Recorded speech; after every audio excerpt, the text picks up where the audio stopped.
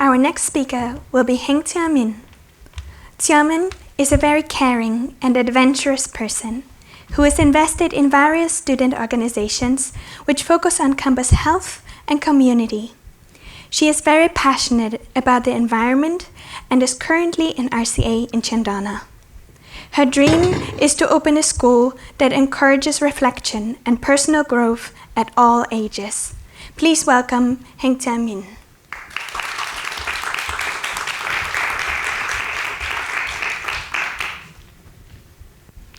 Good evening, everyone.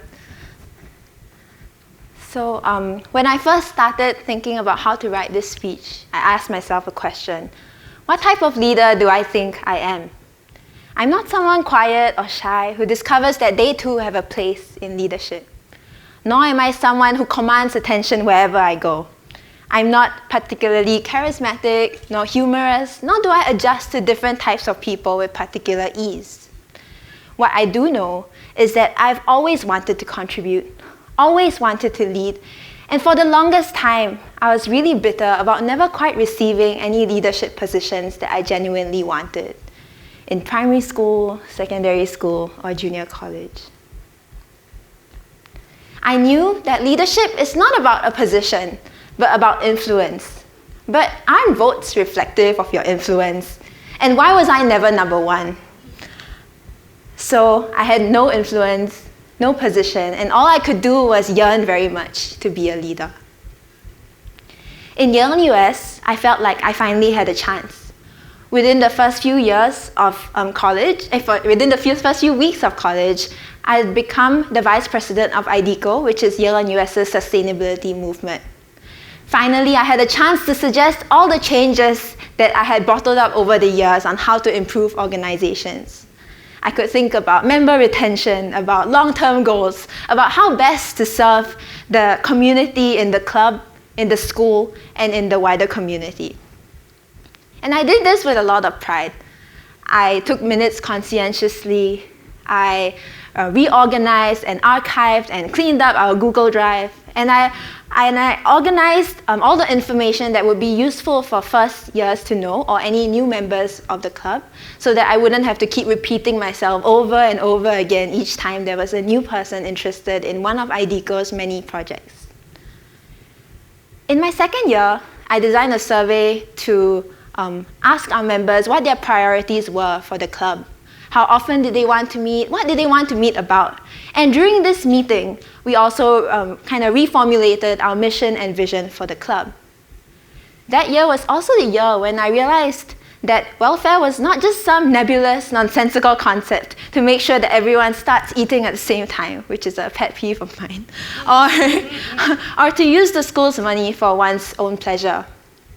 Instead, managing team welfare involves generating purposefulness, a sense of belonging, and a space welcoming of exploration, mistakes, and differences. And to this end, towards the end of my term as president of IDECO, I reconceptualized the committee role so that welfare would continue to be prioritized in the upcoming years. So all these opportunities for change, of course, have satisfied the Tia Min, who has always said that she never got a leadership position. But more importantly, at the end of the 2 years, when I finally stepped down from IDECO, she realized that actually she no longer craved being a leader, because she realized she's always in a position of leadership. All the actions that I had taken in IDECO were simply reflections of other acts of leadership that I was taking in my life, or the changes that I was going through. For example, in my first year, the theme of my life was efficiency and not wasting time. I felt that a zero-waste lifestyle should not just include zero material waste, but also zero waste of words, meaning that every word I say is important, zero waste of time, and zero waste of effort. And that led to the various streamlining and productivity efforts that I embarked on.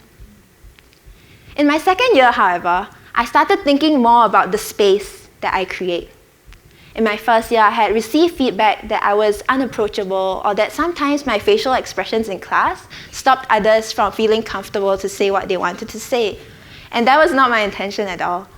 People told me that I looked so busy all the time, they weren't sure if I had time for them, even if I did.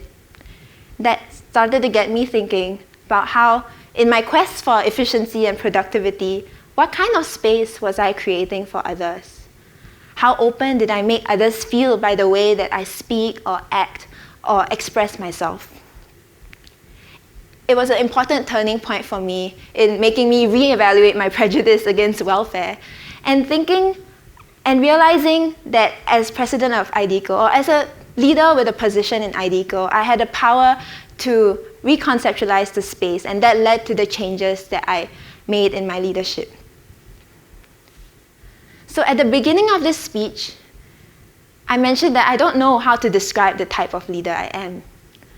But perhaps the only reason I'm stuck is because there is no type, and the type of leaders that we are simply a reflection of the persons who we are. Just by being our own persons, by paying attention to the feedback we receive from others, from looking at our blind spots, from trying to do things differently, from doing things that bring us joy, we are always in a position of leadership. We are always in a position of leadership. And now, as this child who wanted to lead is graduating from college, she realizes that she has been leading all along, just like all of you have. I am a joyful, curious, reflective, adventurous, forgiving, self-loving, ambitious, sometimes presumptuous, sometimes selfish child at heart. And I lead wherever I go by being me unapologetically. Thank you.